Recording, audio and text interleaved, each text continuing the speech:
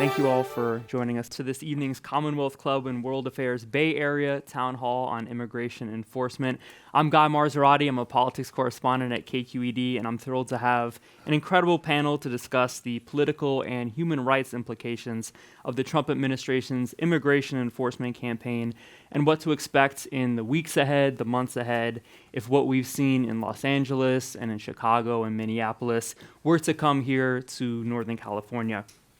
A few reminders tonight before we get started. The program is being recorded, so we kindly ask that you silence your cell phones for the duration of the program. And also, if you have any questions, please fill them out on the cards that were on your seats when you arrived. Or if you're joining us online, you can also do so through the YouTube chat. We'll come around, we'll collect those, and we'll work all of your questions into tonight's program. Going to introduce my panel for tonight. Shilpi Agarwal, Legal Director of the ACLU of Northern California. We have Father John Pedigo, Catholic priest in San Jose, and the Executive Director of PACT, People Acting in Community Together. Sergio Olmos, investigative reporter at Cal Matters. And joining us remotely is Senator Aisha Wahab, who represents the 10th District of California, which includes Fremont, Sunnyvale, Hayward, and parts of San Jose. Thank you all for joining us this evening for an important conversation. Maybe, Senator Wahab, I'll start with you. You represent Levi Stadium. It's in your district. The Super Bowl was there yesterday, and there was definitely a lot of fear going into the weekend about immigration enforcement coinciding with the Super Bowl. From your perspective, what did you hear? How did everything go? Definitely. So first and foremost, we have several games coming into the Bay Area. It's the Super Bowl, but it's also the World Cup coming in. I want to be very clear that many people have been very focused on the fear aspect and what could happen. My colleagues as well. I have talked to the Bay Area Host Committee. I meet with them every other week. We made sure that the NFL, who would be probably a better partner with having this conversation, speak to the Department of Homeland Security. And the effort was to just ensure that there will be no exercises in the Bay Area during Super Bowl weekend, which we clearly saw was a success. And DHS specifically said that they do not plan on doing these exercises. With ICE, I do want to be very clear. I think that many people have been more and more opposed to their practices throughout the nation. The fact that they pulled 700 individuals out of Minneapolis clearly shows that there is a decline in trust and support of ICE and its tactics so far. So I think we're going to see more of that. And Father John and Shilpi, what were you kind of doing to prepare in both of your capacities for an event like this weekend and what could come with that? And what did you both observe going on and coinciding with the big game? Well, PACT is a community organizing organization that's run for 40 years. And so our focus is always on leadership development of the people. A lot of our members are also from allied congregations, so they participate in the Rapid Response Network. We don't do that training specifically only for that. We founded it, but we kind of let it go to another organization. But our focus has been on leadership development, know your rights, having families prepare.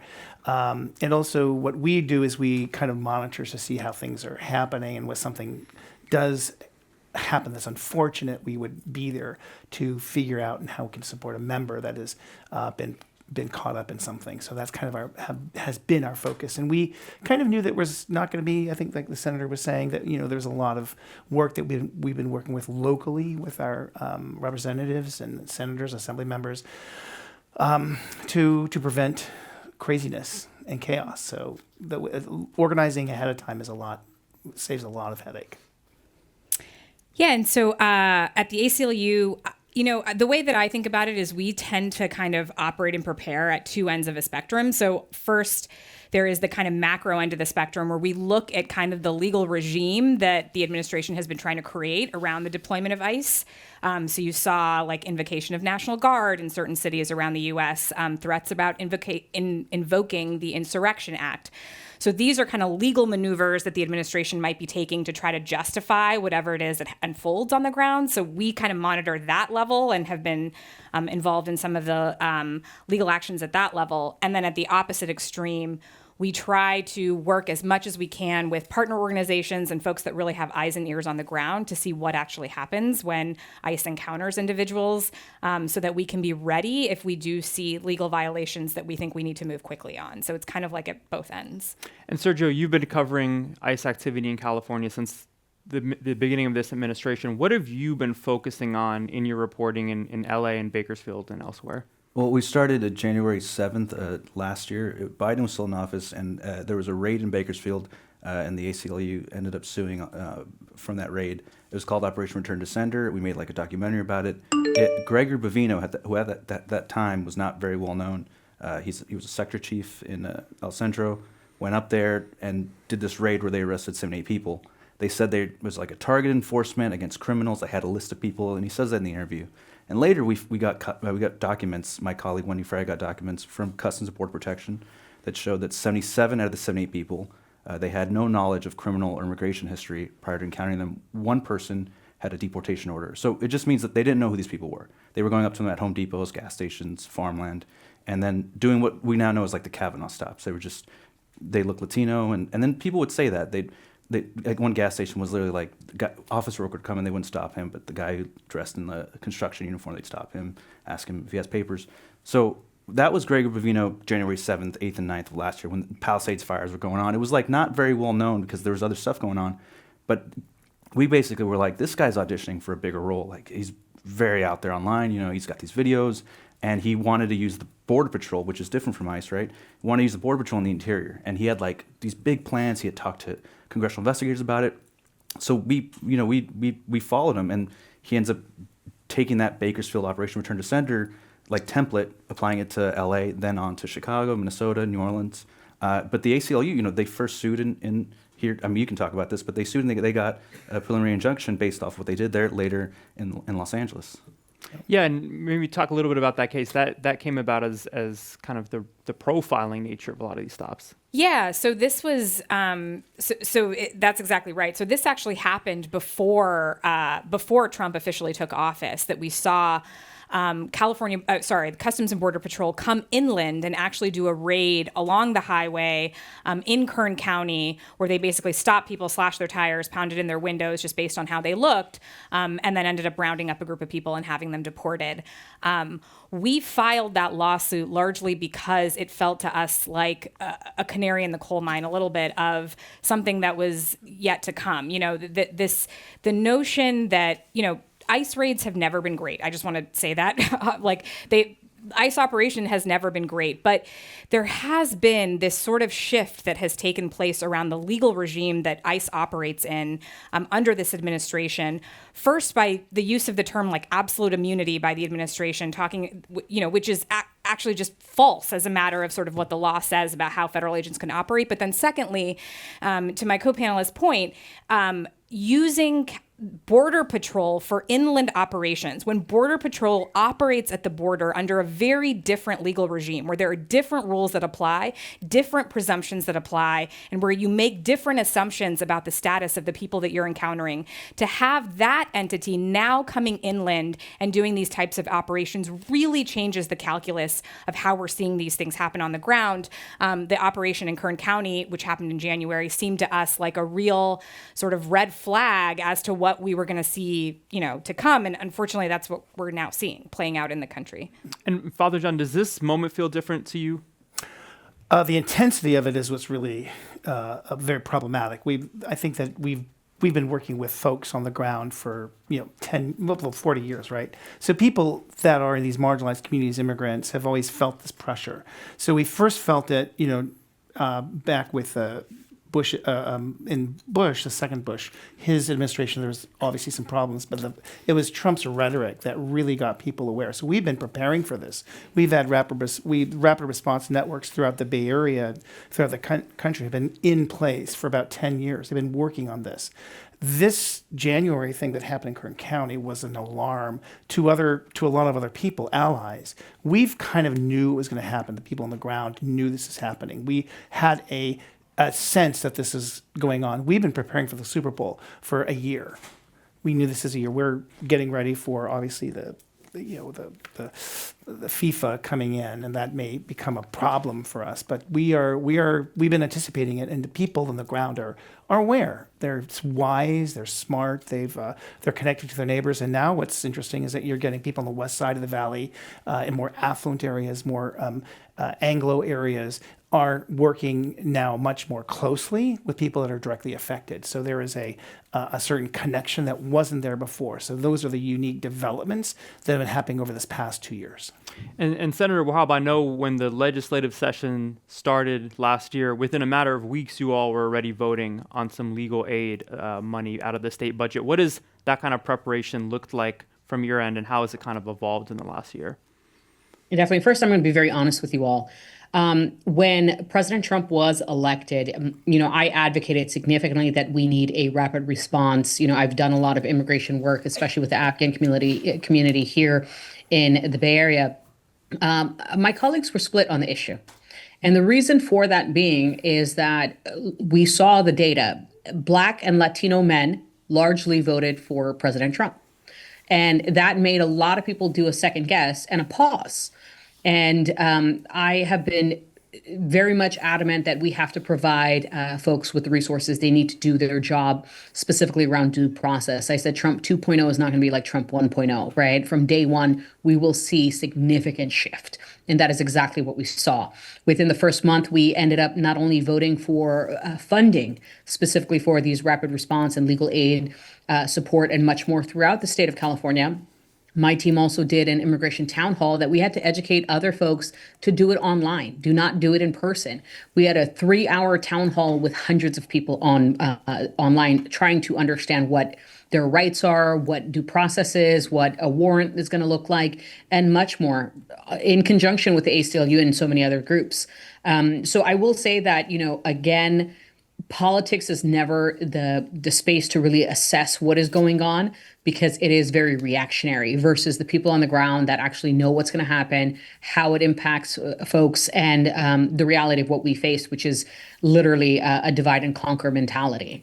You mentioned the hesitance maybe at the beginning of this term for some Democrats to fully prepare, or in your words, to kind of act like this is a different version of Trump than in the first administration. I remember one of your colleagues in the Senate, Melissa Hurtado, saying, this time around, we should be working with DHS and working with ICE on deportations. Do you still hear that from any of your colleagues on the Democratic side, or has that changed in the last year? I think it's still there a little bit. And this is my frustration with the state legislature, is that the thought process has always fallen in the buckets of Black, white, and Latino issues versus the fact that as an Asian American, we also deal with immigration. And the way that we talk about immigration has always been just through one lens. And the reality is so many people in California are affected by immigration.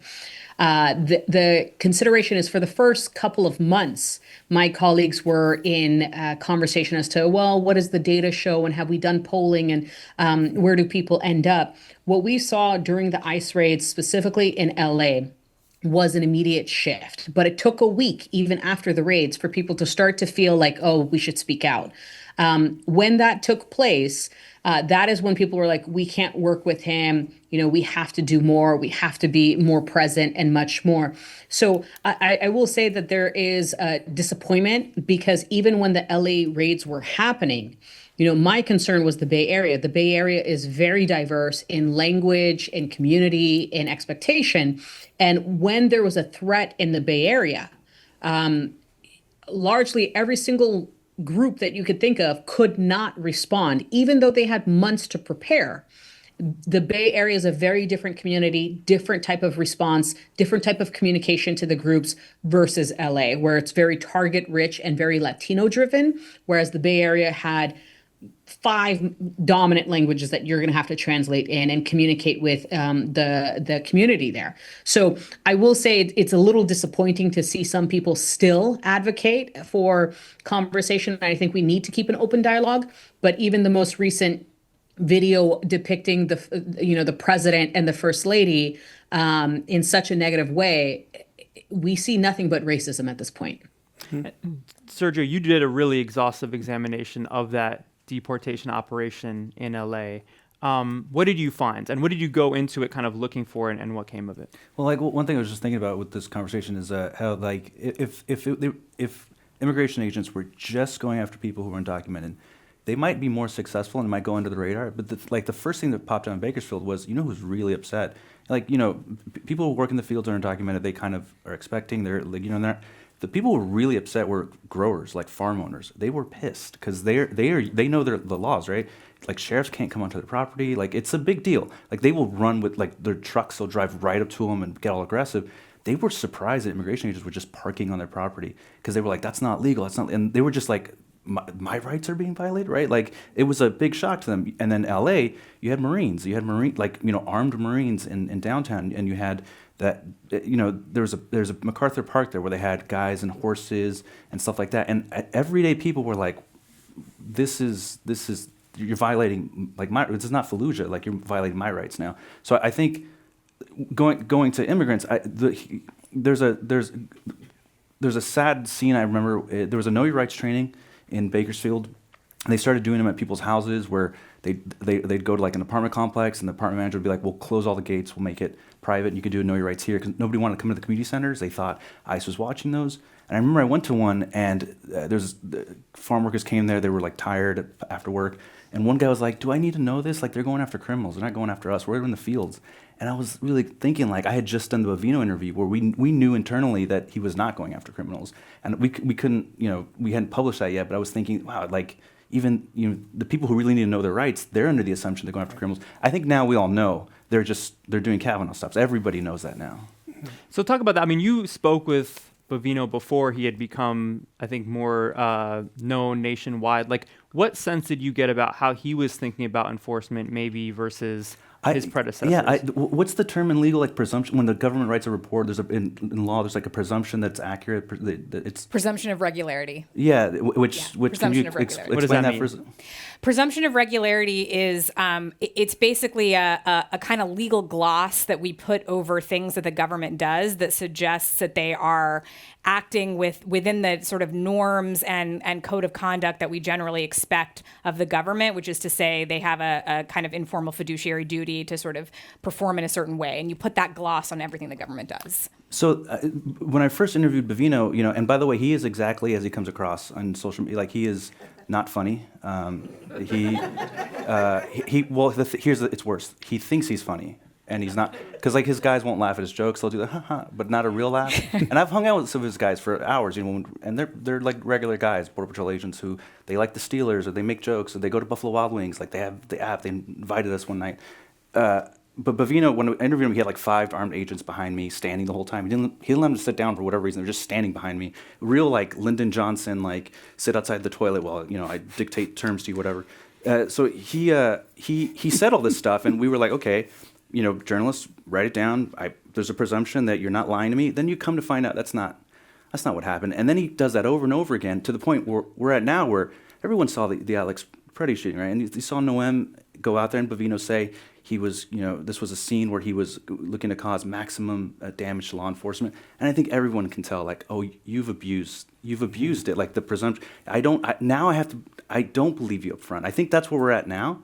It doesn't take like a skilled journalist to be like, DHS is, they're hidden people with a car. You can see the video, and they're saying this guy rammed into me. So Shilpi, how would you describe, maybe in the broadest strokes, how immigration enforcement under this administration, under folks like Bovino, is different than what we've seen in the past? Yeah, so it's a great question. So I think, and I will start again with the caveat that immigration enforcement has never been great, and it's never been a picnic. I do think that under prior administrations, there has been always under ICE and DHS a sort of list of priorities that is established, and then in executing those priorities, at least some attempt to do immigration enforcement in a way that avoids the sort of huge public clashes that we're currently seeing. And I think what we're now seeing as just a matter of policy is the spectacle and the clashes are sort of part of the point. They want sort of the brutality and those clashes to almost be on display as sort of a show of strength, as in their view, I think a way of disincentivizing people from coming to the border, or for incentivizing people to self-deport. So I think that almost the brutality and the public spectacle of it is sort of part of the point, in a way that, DHS enforcement has always been problematic, but I think there was at least some attempt to look at each individual deportation as a process, one that took place behind a desk a lot of the time. And then we saw enforcement actions often taking place early in the morning, sort of when people were still in their homes. This kind of new regime of having people in the streets, out in communities, having direct interface with citizens and non-citizens alike is very much a new thing. And I won't go on and on, but I think having Border Patrol doing enforcement in the interior is a really big marked change that we rarely saw before this administration, that, under Bovino and Trump has become part and parcel of how I think this administration wants to effectuate these quotas. Can I say something about the spectacle?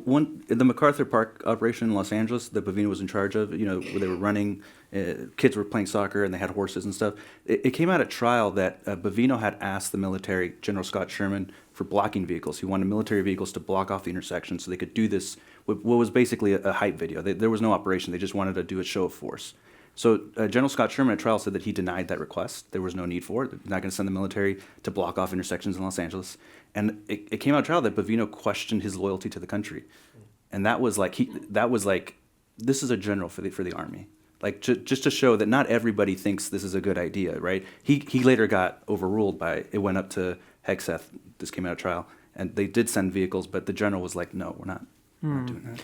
And Father John, how does, what often gets described as the collateral damage that comes out of these very public, very confrontational operations, how are you seeing that? And how does that affect the ways that these kind of enforcement operations spread to, families, to children, to, people where you live? So the collateral damage is really experienced in like 4 levels. And first of all, it's the family level, the most intimate level, where people are just really frightened. And so they feel very paralyzed around what to do and what not to do. There is a presumption of regularity that we came here to this country, they don't do this. And so even though they see this stuff on Univision or Telemundo, they're looking at the stuff and they're saying, but that can't possibly be us because it's not happening here in Santa Clara County. It's not happening in Silicon Valley. It won't happen to us. So we've had to kind of get them to just, let's look at these things and let's talk about it. What are you feeling? And so they start to kind of own their fears. There's a lot of denial, psychological denial. The second level of course, is what's happening when the kids are out at school. So what happens in the education system, kids are, there's higher incidence of kids not going to class. There's a lot of fear that kids are underperforming. They're not able to kind of concentrate as much as they can. There's a lot of distractions. And so some kids are not going to school, depends on the area. If there's been some kind of report on TV, or some action that they think it's been happening. So there's that level of concern. So there's that like anxiety for the children. Then there's just kind of the social anxiety when people are out, their lives are disrupted as a family, going to the store, or going to work, or going to church. We've seen drop-offs at in attendance. I remember I was doing mass in one of the parishes, and just everybody was they're crying, they're upset, they're doing these things. They weren't really focused when we began the mass, and so we just stopped a second, and I asked them, let's just stop the mass for a second.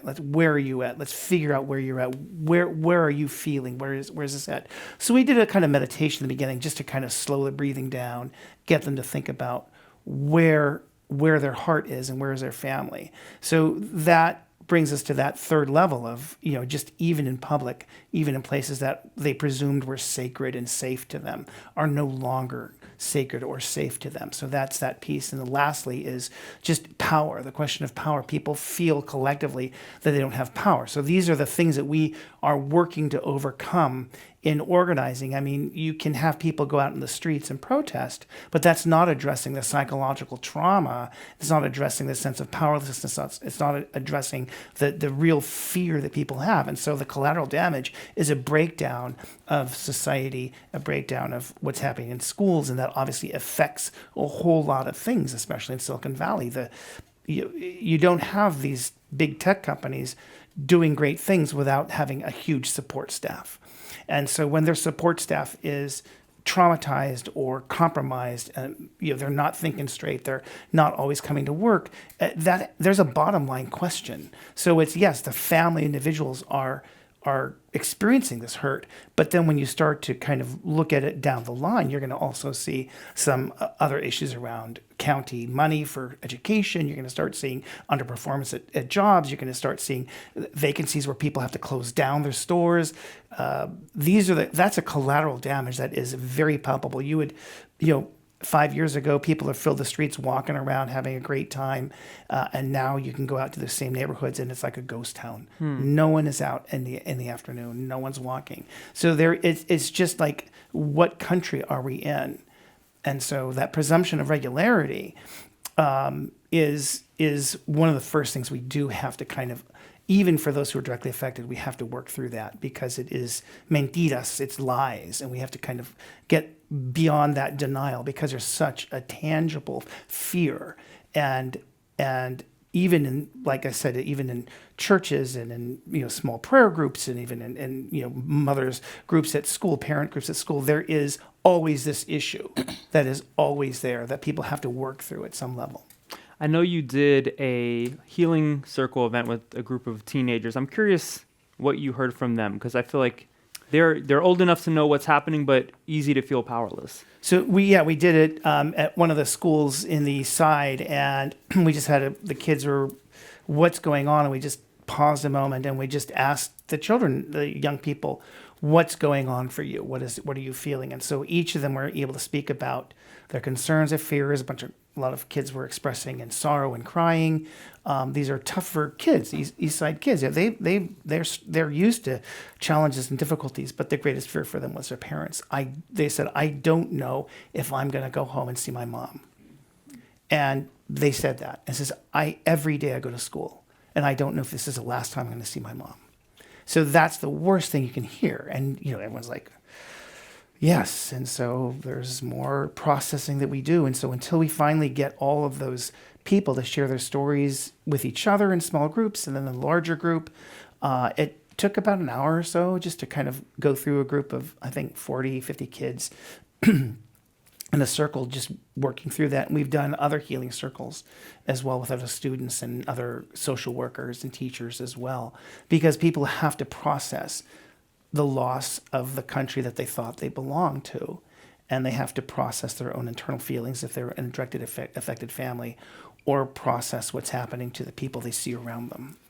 Senator, when you hear that kind of out-rippling effects of a lot of this enforcement, are you seeing that in the small businesses in your district and constituents you talk to? Yes and no. I think that one, it was mentioned earlier, and I always feel this way, when things are happening in LA or somewhere else, it's very hard for the Bay Area to kind of wrap it around their heads, right? To kind of realize that this can happen here as well. That's one. Number two is the fact that, the difference in California versus what we saw in the Bay Area is that historically, when we're talking about immigration, we always want to put a face to the trauma, right? We want to talk about the families. We want to talk about the victims, things like that. But what we also saw was a shift in what is really moving this administration to not act. And that has been a financial economic base, right? So the Farm Bureau Association actually wrote a letter to the Trump administration really actually saying that do not come into our areas, do not harm our businesses, do not do this. And in the Bay Area, we had the same response. It's always like, we're going to stand together, we're going to do this, we're going to do that.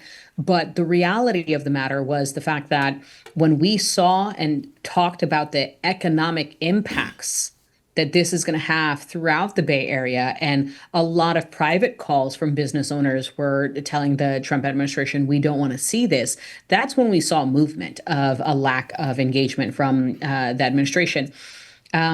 The average person doesn't know what to do. We have put out a lot of information out there to say, if you are a business, this is how you should respond. If you are a bystander, this is how you should respond. If you are a school representative, and much more, this is how you respond. And it's taken a while in this past year plus for people to kind of get engaged, to be more outraged, to speak up more.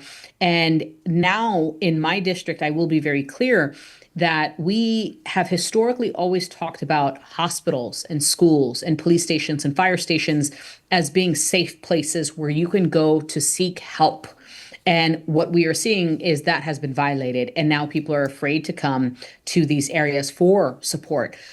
2 women in my district who were pregnant decided not to come to the hospital seeking the care that they need. And they lost their pregnancy. And the hospitals have reached out talking to us about the severity of what is going on. And I think those stories really resonate with a significant amount of people, regardless of party affiliation, because that is the honest truth of what is happening. You can feel a certain way about immigration and about our broken system and much more, but there are lives on the line daily. And the 2 individuals that were killed this year that we talk about, I want to highlight since September, there was nearly a dozen people killed, right? And so what plays out? So as much as we are talking about exactly what's happening in specific districts, I also think that we do need to highlight the real stories out there, plus the impacts, not just from a human perspective, but a financial perspective, as well as the big elephant in the room, and that is our broken immigration system. Sergio, I want to get a little bit into like what we're learning about these enforcement operations as they have spread to more and more cities. The president has both promised to have a mass deportation campaign and also go after what he calls the worst of the worst. Now, both of those things cannot be true at the same time. What are you finding as far as who's actually being arrested? Yeah, so we were just talking about this. So if DHS said last year, the total amount of people they arrested in Los Angeles was 10,000 people since the raid started last June. But if you look at like federal court for the Central District, there's just over 1,000 cases of including everything like wire fraud, RICO, like sex trafficking. Like there's just over 1,000 cases filed last year. So if they arrested 10,000, like just based off the number of cases filed in federal court, clearly they did not. There was no criminal charges to those 10,000, like the vast majority, right? We did some analysis of a couple months and it is a very low number of people who were charged with illegal reentry. It's in the hundreds. That means you've crossed the border before, you were deported, you come back. If you get picked up and you don't have documents, you can get sent to an ICE facility. You don't go. You can get charged. And this is you know better than I do, but this is a civil matter. It's not criminal most of the time. It can be criminal, but most of the time it's not criminal. It's when you get picked up and you get sent to an ICE facility, you don't have the right to a public defender because it's not a criminal charge. But when immigration talks about this, they say these are criminal illegal aliens, except that they're not treated as criminals. If they were treated as criminals, you go to federal court, you get a public defender, it's a whole process, and you got to reveal how the arrest happened, you have to produce documents or whatever. So like that's a big distinction, which to be honest, I didn't realize that distinction. I had to learn that immigration court is very different from federal court. Right? Immigration court is under the justice system, and we can talk about that for a moment here because your courthouse is going to be closed down in a couple of years. I just talked to 7 judges, immigration judges who were fired, and because they believe they were granting too many asylums, and they just got fired. And that's quote unquote doing it the right way. That's somebody who's going through the process, showing up to their appointments, and they're getting arrested at courthouses. Their cases are, they're being denied bond hearings. They're trying to do it the right way, and the government's not allowing them to do it the right way. So, in terms of criminal, if someone's a criminal, they got to be charged with a crime, and they have to have their due process. Most of the people are not being charged with crimes. Shilpi, what are you seeing? I mean, are we seeing a larger share of people putting aside illegal border crossing or visa overstay, a larger share of people arrested without criminal records? I mean, I think yes. I would say full stop, yes. The notion, and this kind of goes back to the point that I was making earlier around the fact that prior administrations have had very clear prioritization, and one of the big priorities that the Biden administration had set in their enforcement action, whether you think that the Biden administration did a good job or not, just as a policy matter, the Biden administration heavily prioritized enforcement actions against individuals with criminal records of some kind, whether federal or state. That was definitely a stated Biden priority. What we are seeing with the Trump administration and with Bovino and is that all of that sort of prioritization has gone out the window. They are just rounding people out on the streets. Again, ICE enforcement has just become in our communities, at workplaces, at a cherry auction in Los Angeles, in people's homes. Like these are enforcement actions that are targeting people who are living their everyday lives and just going about their daily lives. And that is where we are seeing enforcement actions take place. And so I think we are well past the place where anybody can conceivably say that the Trump administration has any sort of policy towards targeting people with actual criminal records. That just is belied completely by everything that we're seeing about how they're practically carrying this out. Has the Supreme Court made that easier? Has the Supreme Court made it easier? I want to be careful about how I say this because I don't want to sort of mislead people into thinking that the Supreme Court has said more than they've actually said.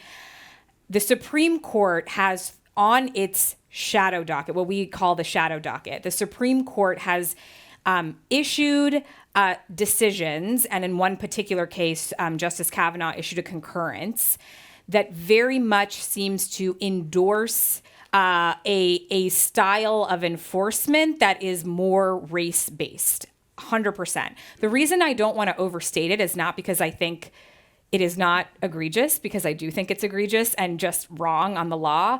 I want to be clear that that was not an opinion of the court that is now binding. And I feel like that is very important because I don't want people to believe that the law in this country now allows for racial profiling. It absolutely does not. Our laws do not allow anyone, including ICE, to stop people on the basis of their race. That is bedrock core constitutional principle, and that is still the law of the country. But it is absolutely the case, to answer your question, that the Supreme Court's actions on this sort of section of their docket that we call the shadow docket, and then on top of that, this concurrence that one of the justices, Justice Kavanaugh, issued, seems to bless or I don't even want to use the term bless. Sorry, I don't want to use the term bless. It seems he can bless it in for you. some way. Go for it. In some way, it seems to suggest that there might be space in the law for enforcement to take place on the basis of race. And I think a lot of people, and it's true that there might be individual officers or ICE might have been emboldened by that, but the law is still, we do not allow racial profiling in this country. That is bedrock constitutional law. And I want to just say that also what we're finding on the ground of all demographics that we're working with is that they're just raising the question of fairness, because it's not fair that they don't have due process. It's not fair. And then we explain to them immigration court is very different than criminal court. And so in criminal court, you have the right to an attorney. And if you can't afford one, won't be. That's not true in immigration. She's the attorney. You got to. In immigration proceedings. Well, it's very, so that's kind of the challenge is that, so the base are very smart. They're asking the question, how do we do this? Because people are saying that this doesn't seem fair. This doesn't seem like America, but those are the laws that are set. So it is a very difficult, so people are kind of looking at solutions. Different counties are addressing this in different ways, but this is, like Santa Clara County, it's a very diverse county. So you have pockets of deep poverty, pockets of deep immigrant communities, and then you have absolute, wealth, just the wealthiest place on the planet. But you also have extreme poverty in that midst. We just hide it better in Santa Clara County, in Silicon Valley. We hide it really, really well. But we're also hiding not only the people, but their stories and their pain. And the questions about this doesn't seem fair. And people are also echoing that in other areas as well. And that's great to hear that people on the West Side and wealthy areas are saying it doesn't seem fair what's happening to these people. You mentioned local government's role in this. Can you all remind us, what is the law when it comes to how local law enforcement can or cannot cooperate and help out with these kind of deportation operations?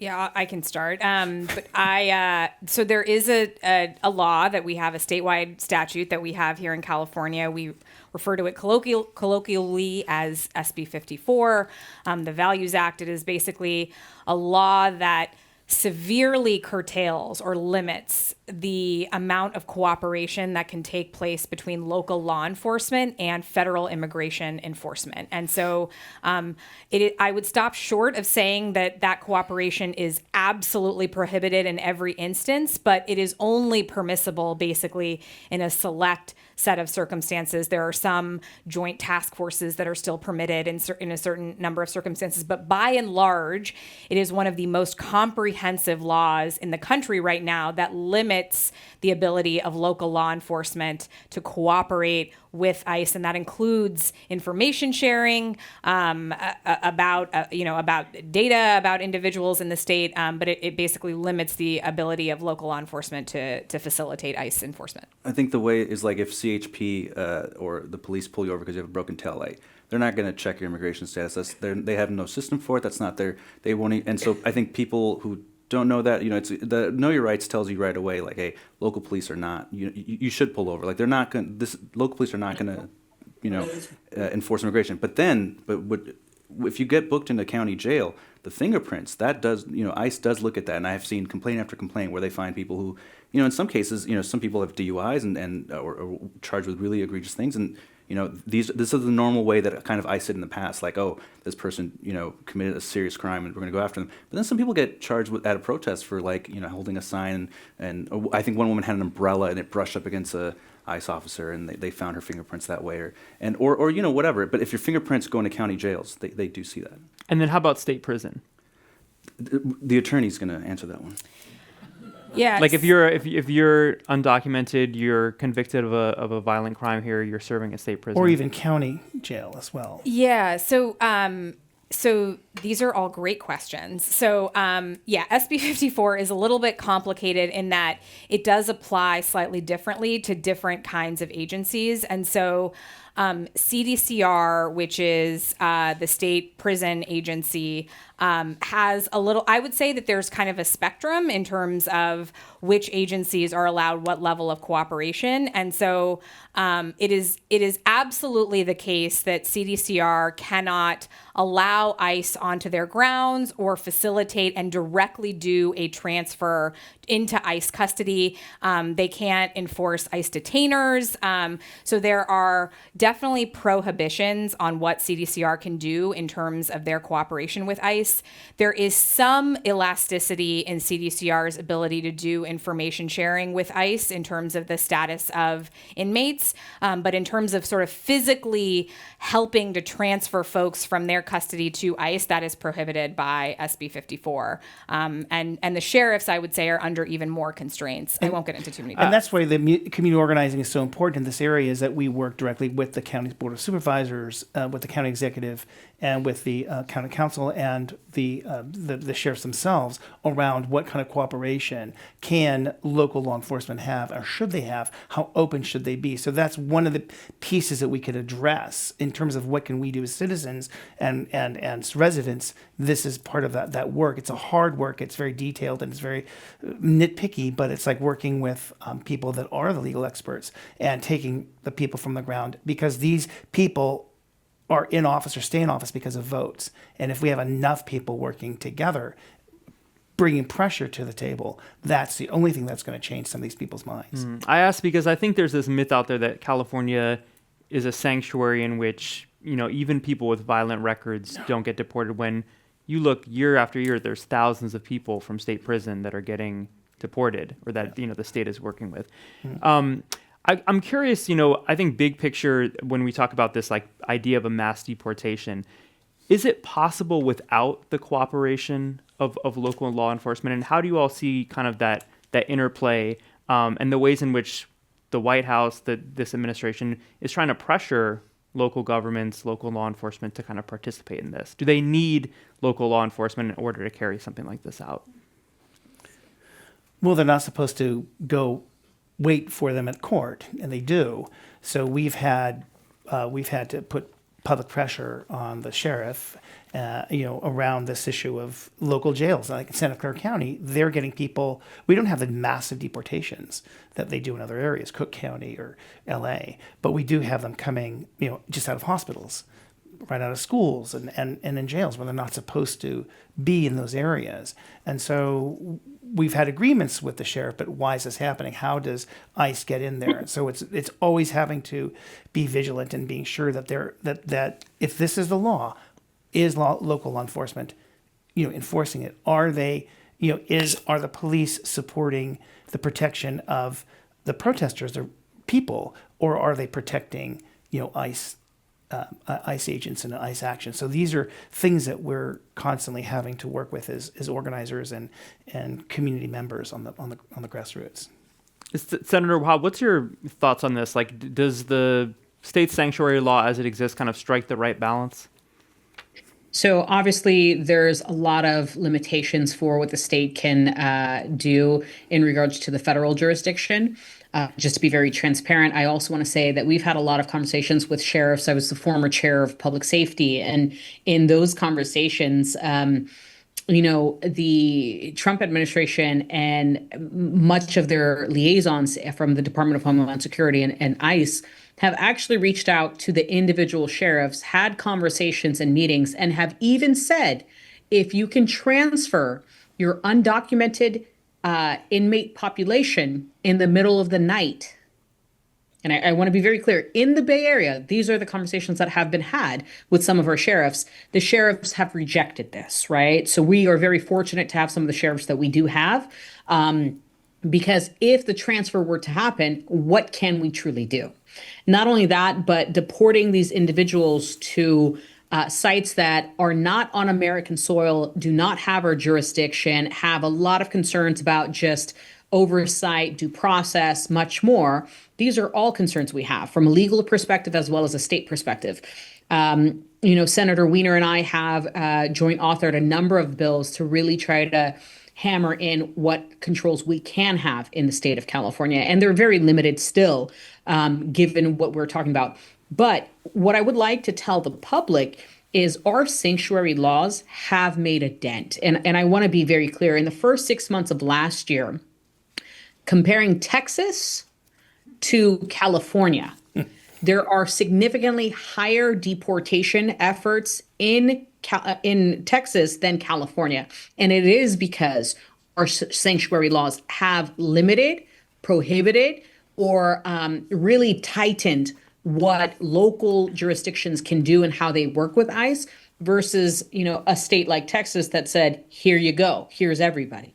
So the number in itself within the first 6 months was significantly lower than Texas. But just the sanctuary stuff, it's not. I think that it's not about protecting criminals, and it's about local police deal with all kinds of calls, right? I did a project. I listened to calls for 5 months, and that is exhausting. But you hear a lot of calls where someone will call because they're getting, their spouse is abusing them, right? A call like that, if you're undocumented, and the local police can check your papers, maybe you don't call. The whole thing is about protecting everyday people. If you get pulled over for broken taillight or drunk driving, the whole thing is, hey, this is public safety. Immigration is a federal thing. That's their problem. They can figure out, based on criminal records, who's the worst of the worst. We're here for the broken taillights, the domestic abuse, stuff like that. That's why the sanctuary stuff is there. Can I add one thing to this? I think effectuating mass deportations, this entire sort of policy goal of the administration, I think is burdened by a couple of things. One of them is just having a mass deportation apparatus as a practical matter is challenging. And, I think the Trump administration sort of got in over its head in terms of even understanding practically what it would look like. But I just want to say one other thing is the administration loves to demonize sanctuary laws as though if it wasn't for those laws, they would be able to just round people up and throw them in jail. And I will say this, our constitutional laws and the laws that curtail the ability of law enforcement to interact with individuals are triggered and exist on a person-by-person basis. We have a constitution that has drawn a balance that says constitutional rights exist on an individualized basis. So anytime any law enforcement officer, federal or not, wants to stop someone for reasonable suspicion or arrest them under probable cause, they have to have do an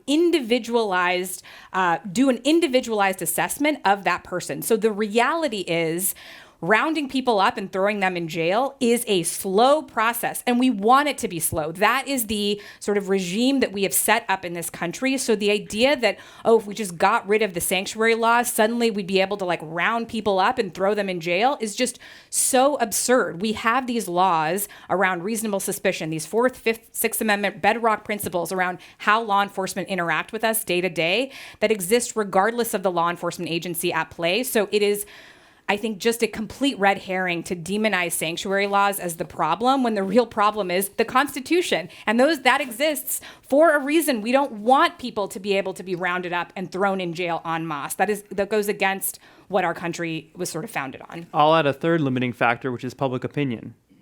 Right? There you go. There you go. What are you on the local level though? We've seen, San Jose, Alameda County, I think Santa Clara County recently passed additional laws basically preventing ICE from using government facilities as staging areas, parking lots. What are you watching for? Maybe what are you pushing for the ACLU as far as for local governments and their role in this moment?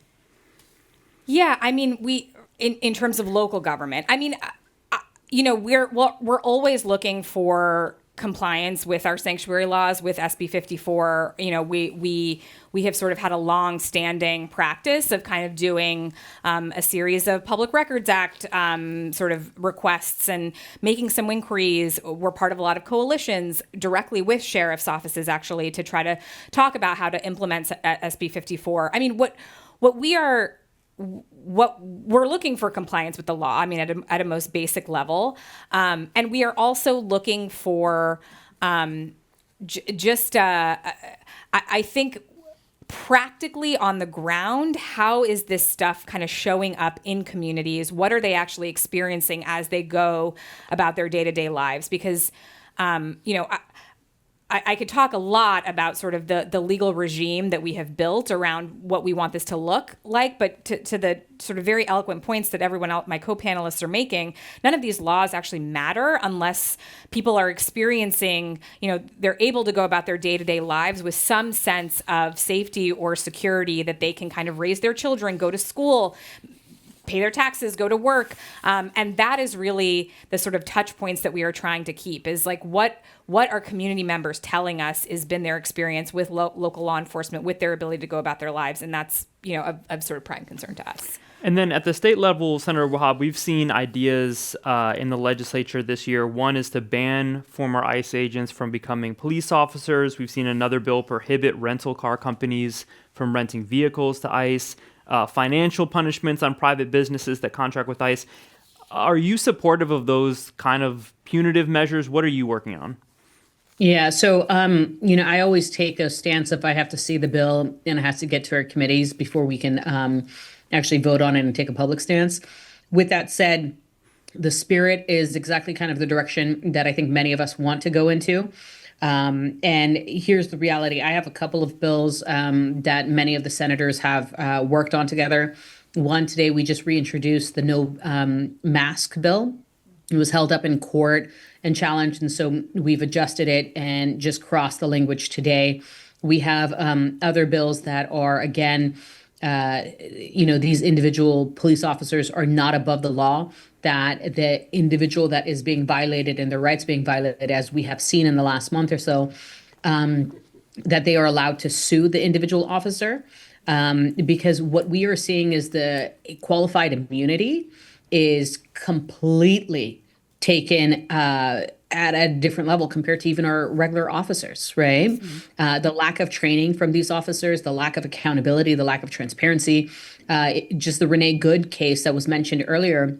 I want to be very clear, when we take a look at a lot of body cam footage, we often see an officer that discharges their weapon panic and say, oh my God, I can't believe this happened. Get the medic, let's see, secure the perimeter, things like that. This particular ICE agent, regardless of, somebody saying that they were almost about to be run over or not, which we know it's not the case, shot Renee Good, got into a vehicle and left the scene. That is unheard of for any other type of law enforcement. So we want to make sure that we are holding people accountable as best as possible. I think that the batch of bills that you're going to see in the legislature really tackles that issue. Mm-hmm. I'm going to get into some of your all questions before we wrap up. Someone wrote, has anyone on the panel noted any discord amongst rapid response networks, such as disagreements between advocacy nonprofits and white allies with whistles? Nonprofits are asking, quote, whistle warriors not to use whistles due to sound pollution issues in black and brown communities. And whistles make ICE and Border Patrol agents more aggressive. Whistle warriors are calling immigrant groups sellouts. Any thoughts, or has anyone heard of any of these kind of? I haven't heard of that, and that's my job to hear these. I haven't heard about it. I think we do have tension between people who are allies whose anger and umbrage eclipses the experience and the pain of the people who are directly affected. So I think that's something that we have to always keep in mind. People who are directly affected for this, who are going to lose their families, lose their jobs, lose their cars, or if they're a gardener, all of their equipment. If that's what they're losing. And they're fearing for their lives, obviously. When allies, and they're great, we need them, but their anger eclipses that reality, and they take all the oxygen out of the room. That becomes problematic. Our concern is that you have people who are directly affected. This is going to end at some point. This is all going to end. At the end of the day, will people who are directly affected be at the table to make the policy decisions that will reconstruct a more humane, moral immigration policy? Comprehensive immigration reform is what's needed.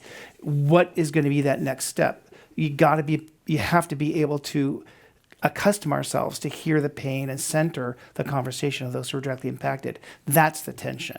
So I don't see that myself in Santa Clara County. I haven't heard about that happening somewhere else, about noise pollution. That is a funny thing. I've never heard that, but quien sabe. Awesome. Well, appreciate the question. Another question, the question on many of our minds, can we expect that what is happening in Minnesota will come to San Francisco? What collected wisdom informs how we respond as a community? Do you want to take that?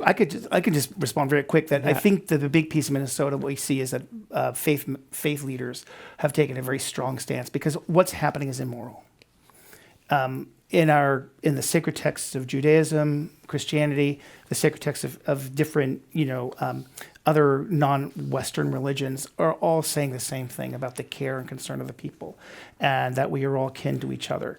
What is happening now is not just anti-democratic, it's not just violent, it is simply going against all the traditions that people grew up with and the morality that has formed our societies. And so people in Minneapolis, people in Los Angeles, the people in Chicago, there's strong faith leader components that are not just de-escalating, but helping organize people. And so that is something that I think is going to help our region, is engaging and there's a number of organizations that are working with interfaith folks that have congregational support that are, tapping into thousands and thousands, tens of thousands of people to mobilize them. So if it does happen here, it could, quién sabe, but we're all going to be working together in different capacities. And so come down, bring it on, baby. But who knows? Yeah, I'm curious for you in this moment. Like, how are you balancing kind of your pastoral work with the power building work that you do as well?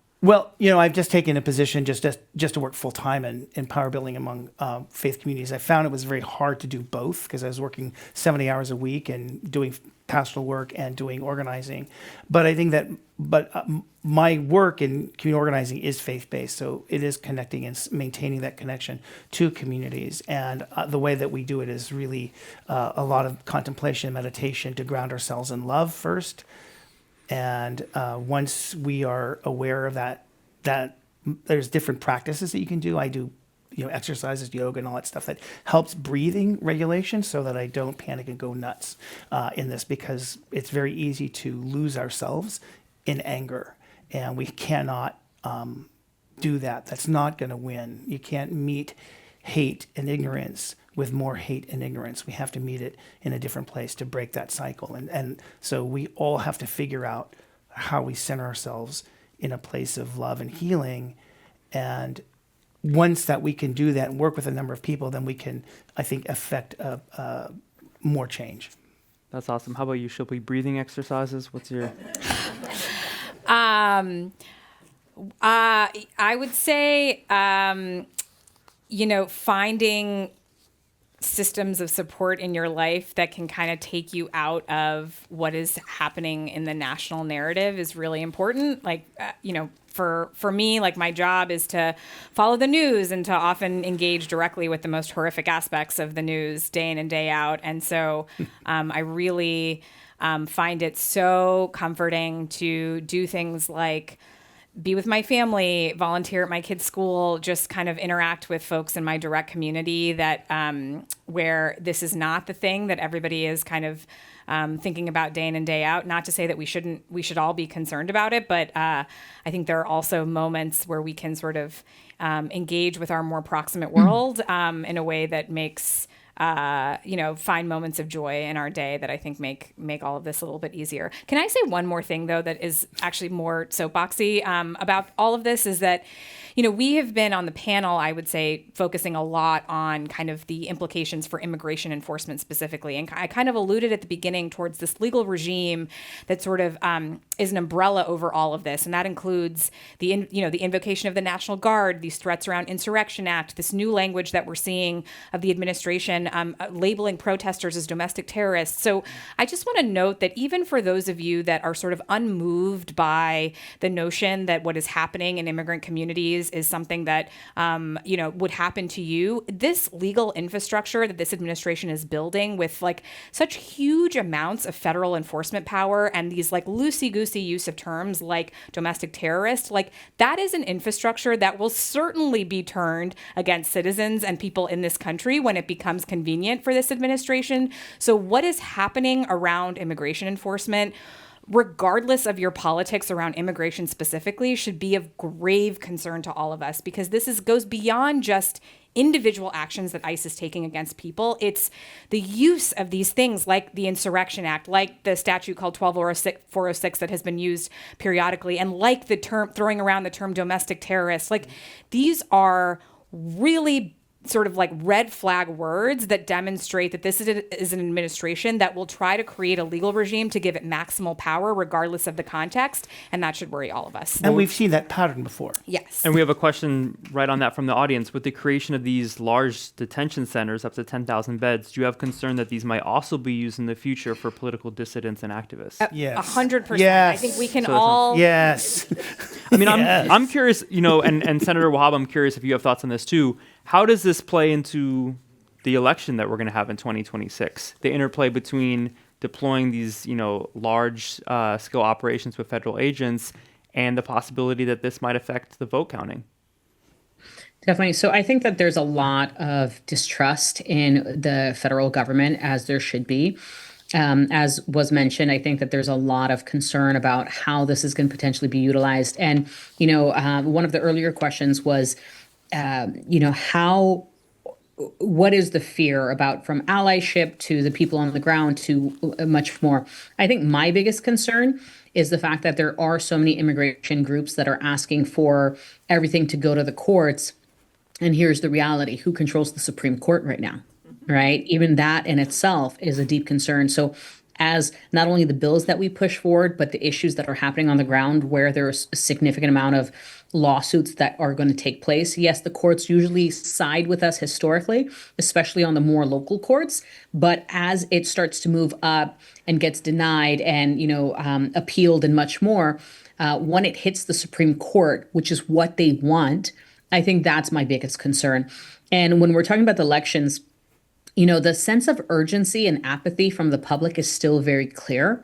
But with what is happening with ICE, I will say that some polling that has been shared, 52% of Republican women believe what is happening is absolutely wrong, right? And I think that that bodes well for a lot of people that obviously want a different outcome in the more near elections. But the reality is, if people don't feel that sense of urgency and, actually vote and actually go out and talk about what is going on, we're going to have the same issues for the next 2 years. And even that, to be completely frank with you, the Democrats have not offered something up. They have not offered up what can we do to ensure that, as I said earlier, where so many people were concerned about the Black and Latino men voting for President Trump and so forth. The real question is, yes, the Latino men have been coming back to the Democratic Party because, as they have said in polling, they do not want to see their grandparents deported.